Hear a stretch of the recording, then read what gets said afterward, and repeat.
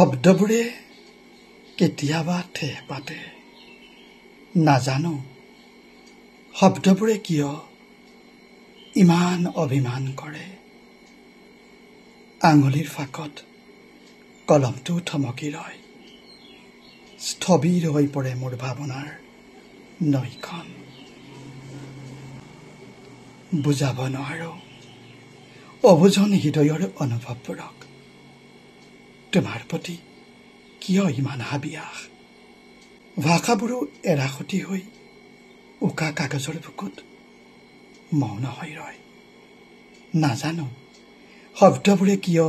ইমান আক্ষেপ কৰে নাজানো শব্দবোৰে কিয় ইমান আবেগিক হৈ অভিমান কৰে মনৰ সূচীপত্ৰত ছন্দবিহীন এটি আধৰুৱা কবিতা হৈ ৰয় এটি আধৰুৱা কবিতা হৈ ৰয়